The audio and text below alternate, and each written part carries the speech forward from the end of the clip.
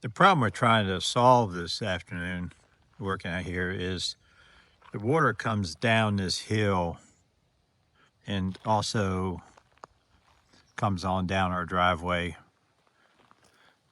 And when it gets about here, it tends to divert and try to go across the driveway. And it's actually cut a foot-deep ditch in here several times when we get heavy rain. You can see it's also starting to accumulate here. I got to dig it out. So we're going to place these rocks that we moved from another area about here where the water diverts in this area and here. Just kind of create a little bit of barrier for the water diverting and hopefully keep it going downhill into the woods. This is the worst area right in here. And I've done a few small rocks that were in the area, but I'm just start to move these bigger ones in. It's amazing how powerful the water is. It'd be rocks as big as somebody's head I'll put here, and the water will actually move those rocks across.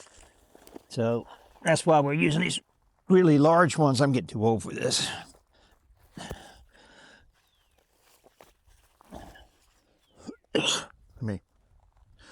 But hopefully this will build a natural dam or natural levee here and keep it moving the direction we want it to move. What I'm trying to do is put these larger rocks in first, and then if I have any gaps, I'll fill it in with the smaller rocks. But I need the larger ones so that water doesn't tend to move it.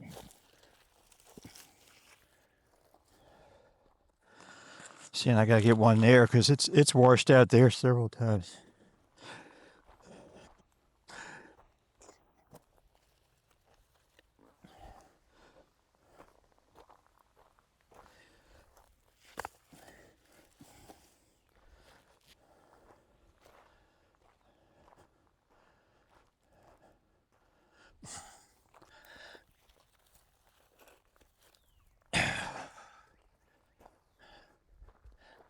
Excuse all the grunting and groaning. That's part of getting older. You seem to make a lot of unique sounds when you move.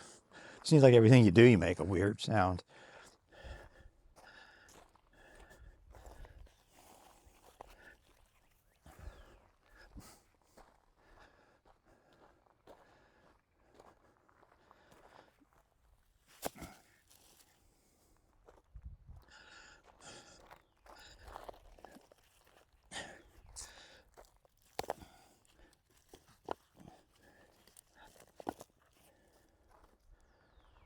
If you're new to our channel, this is the first time watching.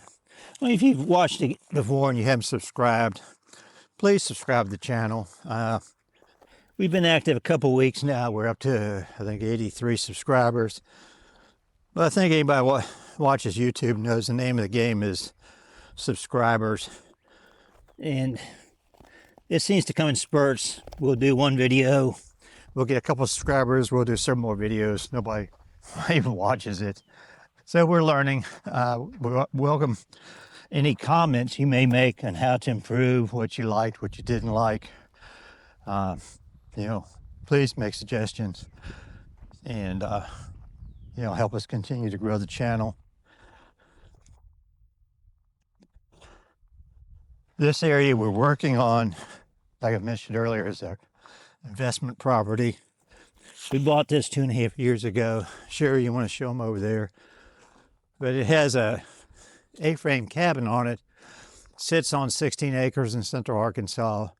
At the time we bought this whole area in here just had trash everywhere. We filled 2 dumpsters with trash. In the front, they had taken rocks and made like walkways that I was scared to walk in because of snakes. We just killed a 2-foot copperhead the other day when we were mowing. That was right beside our shed. So we've done a lot to improve this, but eventually we were going to make an Airbnb out of it initially, but we decided we don't want to mess with that. So we've got some more work to do on it. We've got siding on the back. We've replaced siding on 3 sides, put heat and air in it. We put out mini splits in it. And once we finish getting it fixed up here later this year, we plan to sell this. And this will actually be a lot of the seed money for starting our flower farm on our other properties.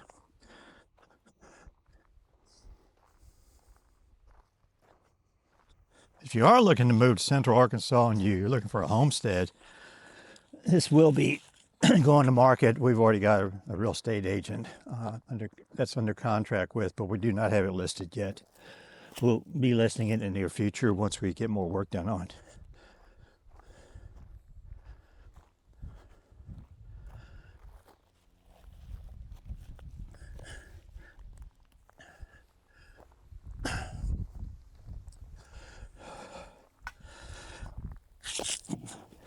If you are homesteading in our area, comment, let me know. Maybe we can compare homesteads sometime. Do have some neighbors that are homesteaders, and we help each other out quite a bit. Loan each other equipment. They borrow my tractor, and a lot of times they'll come over and help me with some stuff. And also, they've taught me quite a bit. They've been homesteading. I've been homesteading longer than they have, but they've been actually truly homesteading, growing up gardens and all. They're much better at. I'm an amateur. They're professionals. And if you haven't gone to any homesteading conferences, I highly suggest you do. We've gone to some in Missouri, Oklahoma, Tennessee, and we just had one in Central Arkansas, our first one, just a few weeks ago. Not only do you meet a lot of nice people at homesteading conferences with common interest, make a lot of new friends, but depending on the speakers, I've never been to a conference where I didn't learn something from the speakers. They're not just entertaining, but they're educational.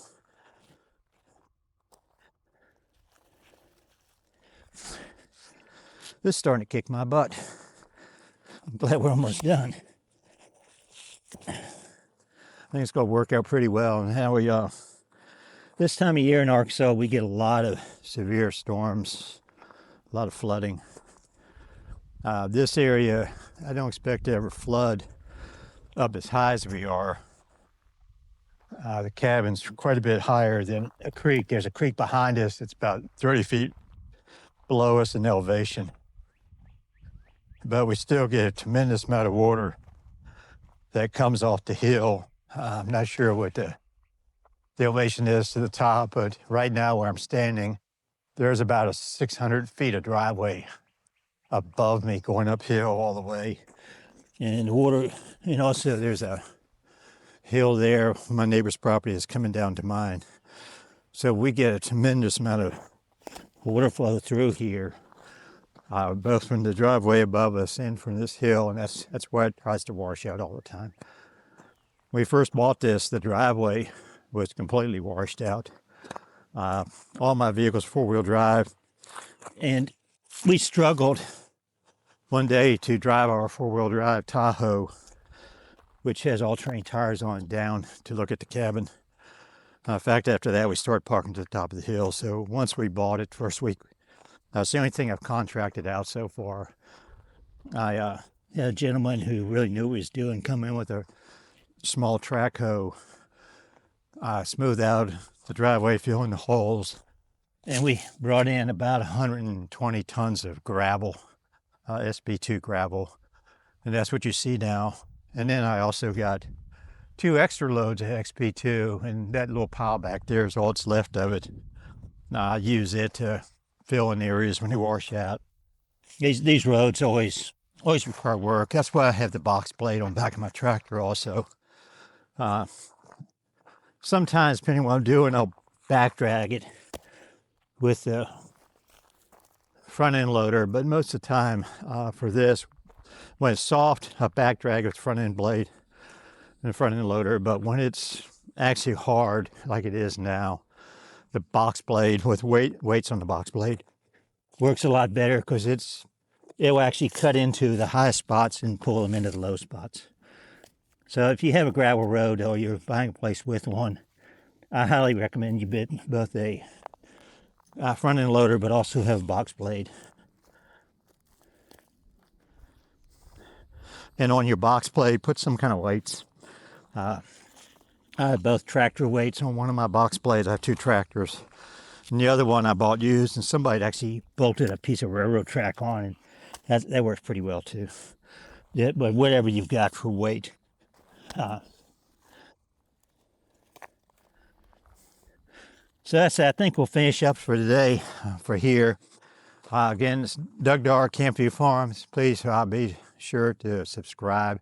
Please like the videos, but by all means, if you like what you're watching, subscribe. Watch our other videos. We've got a wide selection, both on our starting over at 75. We're both 75 years old. And also, we're trying to start a flower farm. I plan to retire in March. This is June. So I got 9 months to get going on that business. And also, one of our separate sub-channels is this investment property, this cabin, of how we're trying to finish improving it. We've already done most of the work on it. And again, you're in Central Arkansas, you're interested in 16 acres. It's on the end of a dead-end road. It will be coming up for sale in the near future. Thanks a lot, and talk to you later. Bye.